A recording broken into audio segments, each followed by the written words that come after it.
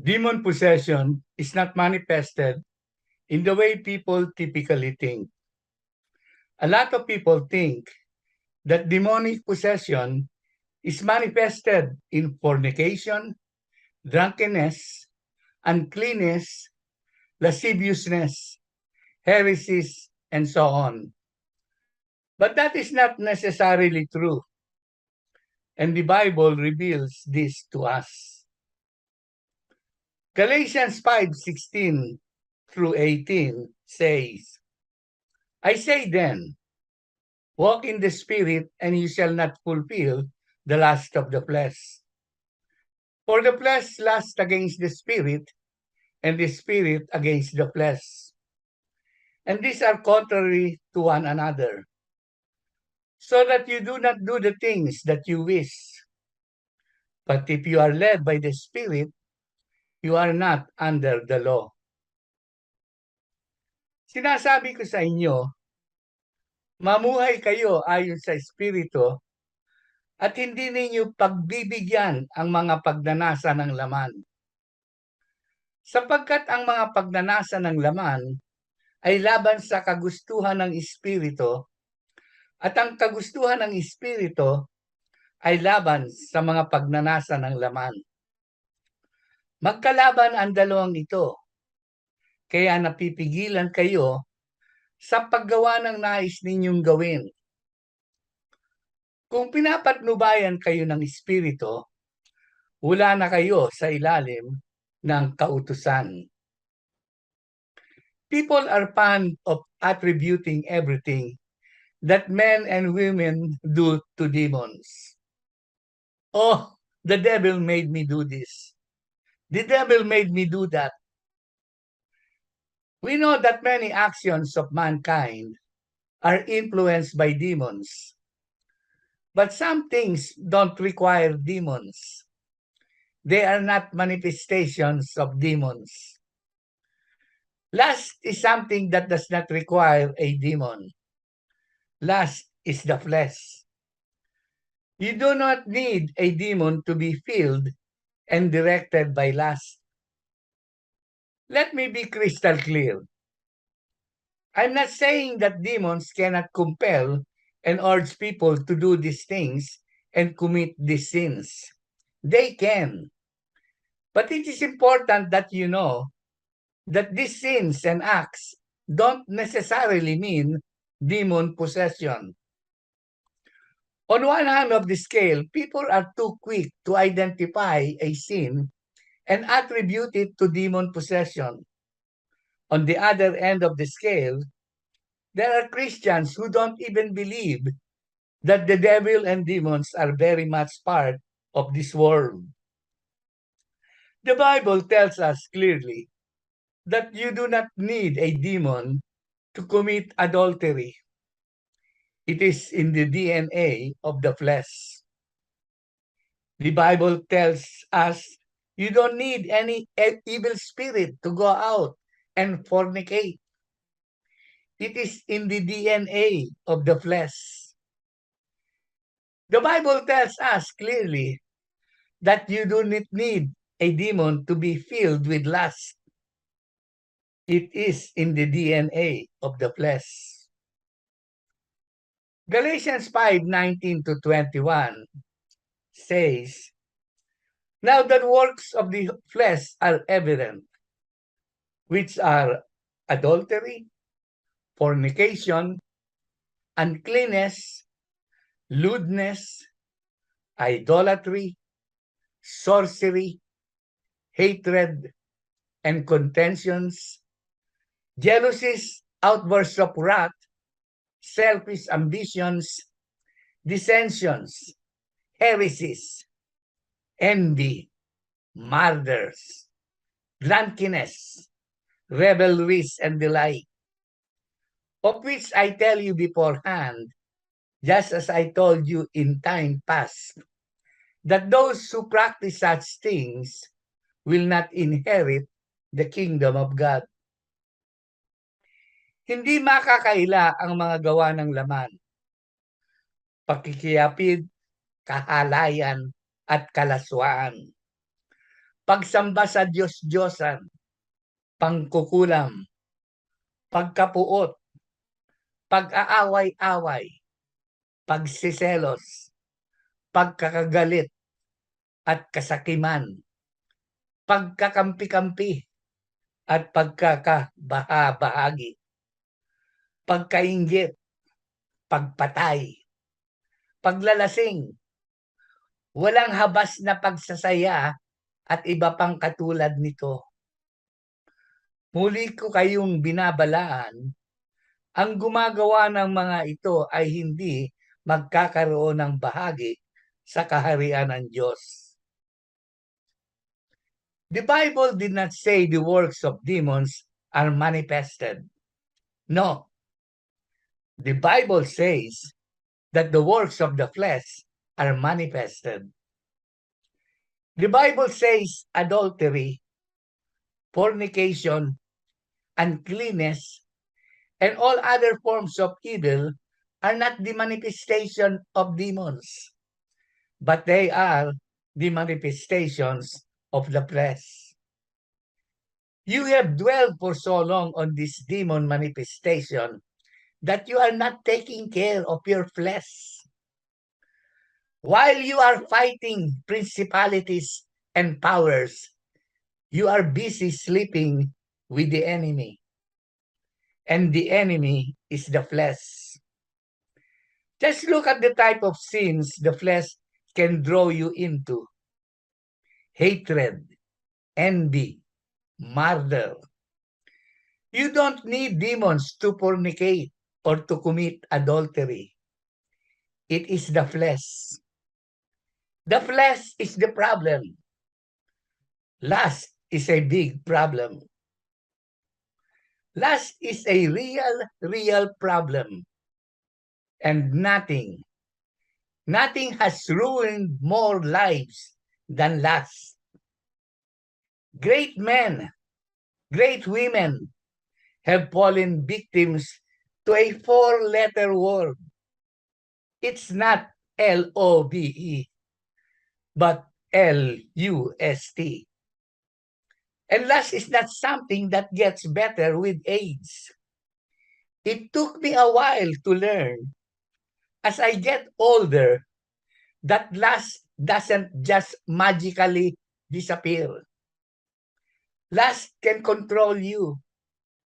It is something that quite literally becomes a driving force in your life. Lust has the capability of pulling you into situations you know won't end well. Lust can hurt everyone around you. Lust can hurt your spouse and even your children. Lust can literally change the trajectory of your future. It is not by any stretch of the word exaggerating when I say lust can control you. In the Old Testament part of the Bible, in the book of Judges, we learn the sad story of a man chosen by God to lead his people Israel. I'm talking about Samson. One day he went to a town in Philistia and saw and lusted after a woman, and he went home immediately and told his parents, I have sinned. It started with a look. I have seen a woman in Timnah of the daughters of the Philistines. Now therefore, get her for my wife. His parents tried to say no, for people of God are forbidden to be equally yoked with the unbelievers. But Samson would not take no for an answer. Well, that started his trouble.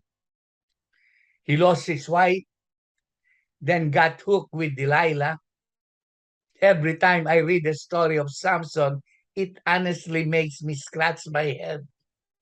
He's one of those guys that you read about, and the whole time you're thinking, seriously? What? Are you crazy, Samson? Shacking up with Delilah? Well, you know the story. Hindi siya tinigilang buwisitin ni Delilah hanggat sabihin niya ang sikreto kung saan nanggagaling ang lakas niya.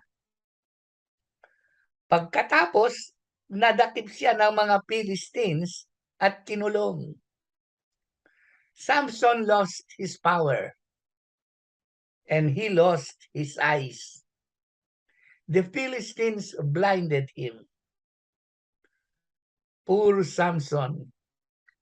Now he can't look at beautiful women anymore. Lust will cause you to make a damn stupid decisions. It will make you marry someone you have no business being with. Being 79 years old, I've seen the effect of lust.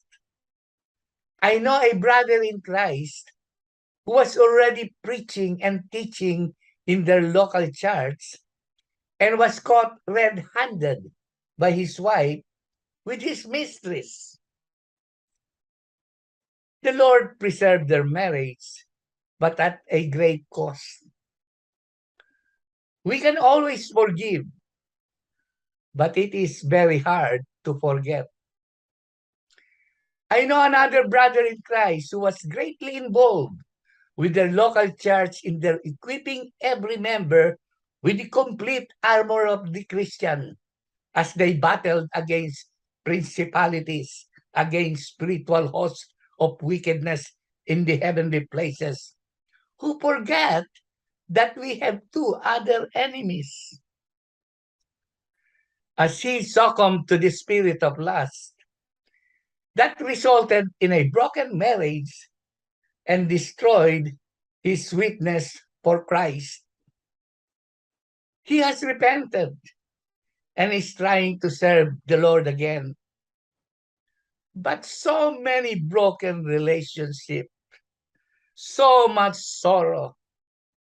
And what causes this? The four-letter word, not L-O-V-E, but L-U-S-T.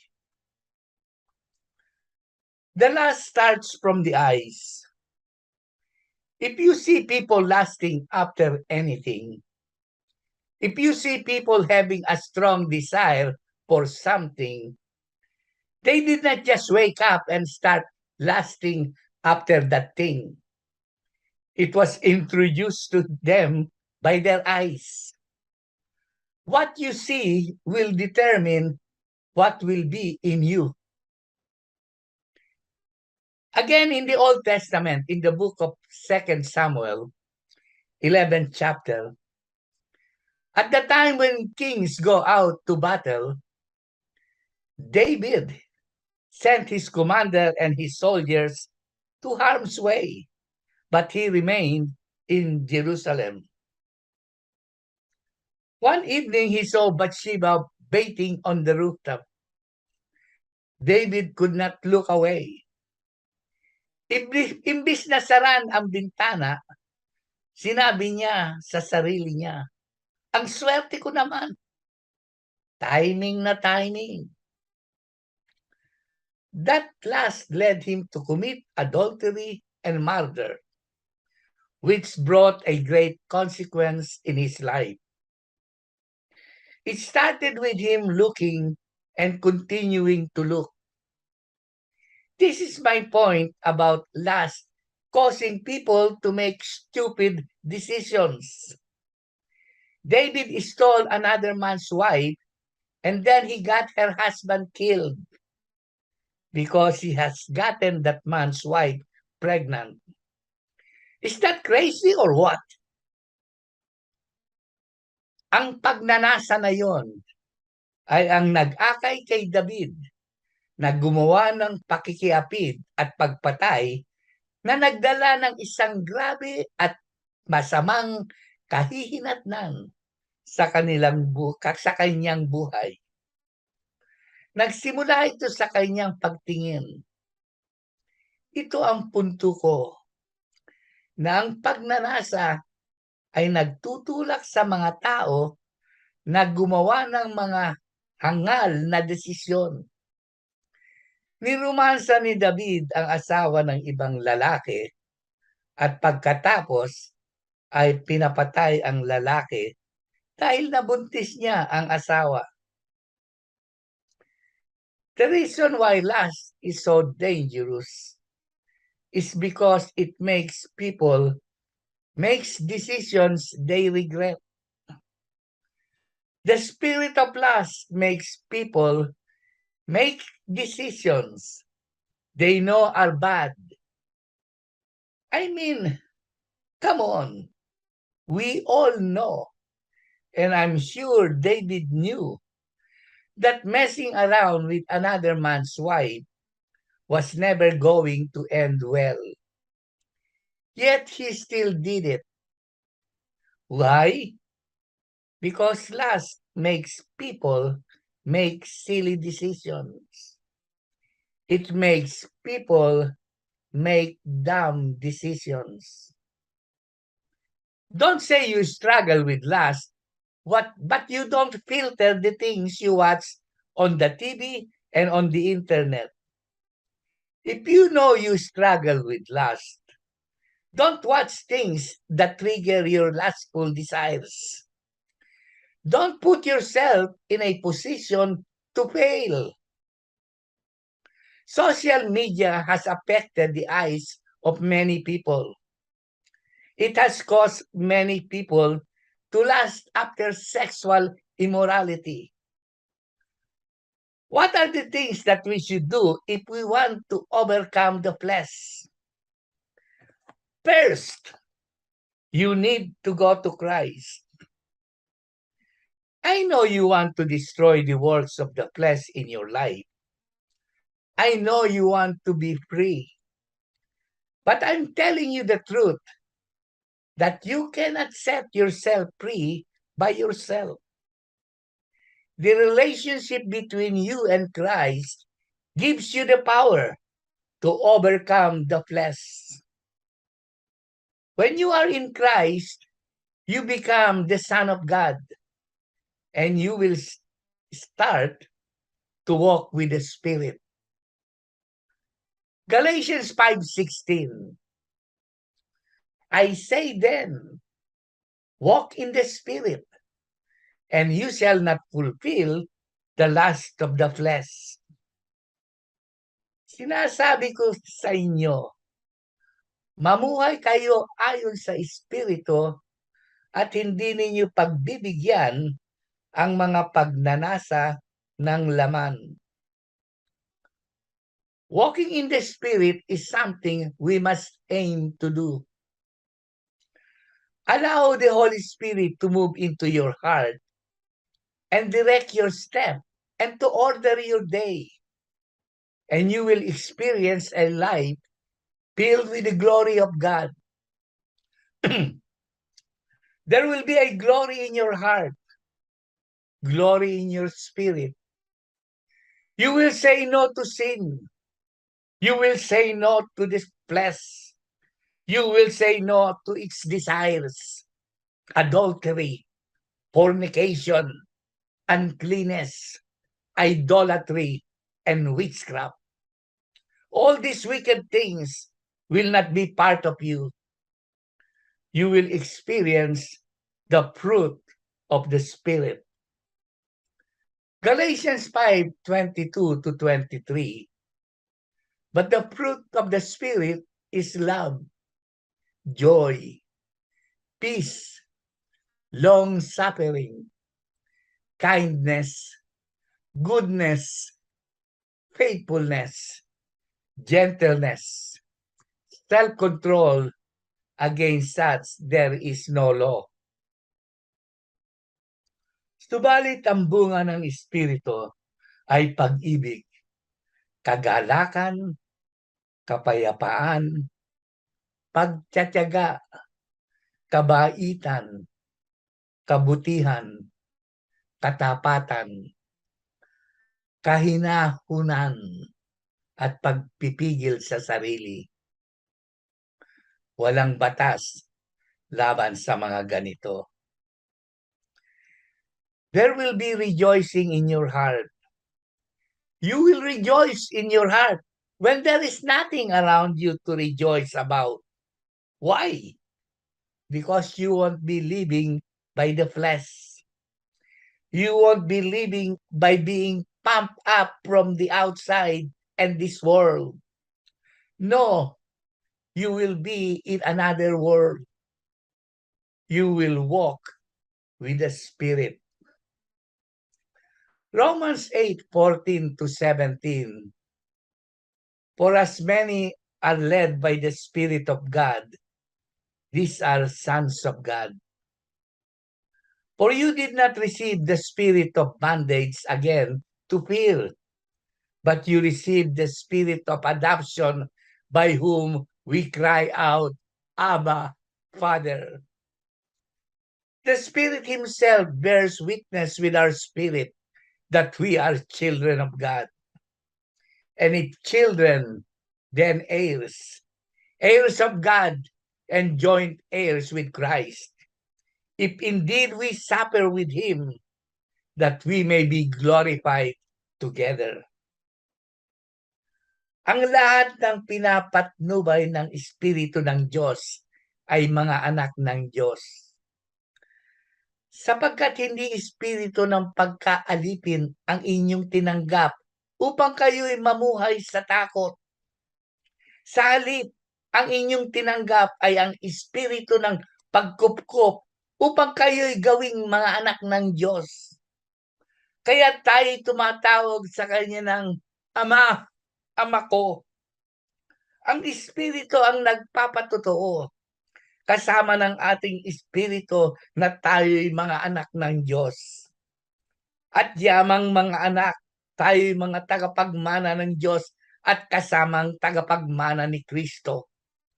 Sapagkat kung tayo'y kasama niya sa pagtitiis, tayo'y makakasama niya sa kanyang kaluwalhatian. Do you want to be a child of God and stop allowing the flesh to control you? Give your life to Christ. After giving your life to Christ, work with the Holy Spirit, and the works of the flesh will disappear, and the fruit of the Spirit will start to appear in your life every day. Love, joy, peace, long-suffering, kindness, goodness, faithfulness, gentleness, self-control. The fruit of the Spirit is what will help us against the manifestation of the flesh. The Holy Spirit will help us to kill the power of the flesh. This is the fight we need to fight. And stop thinking the common sins of man are the manifestation of demons. This is what the devil wants us to think, so that we can be fighting something else while the real problem remains and causes more problems. The flesh must be destroyed to stop it from manifesting. Let us stop sleeping with the enemy.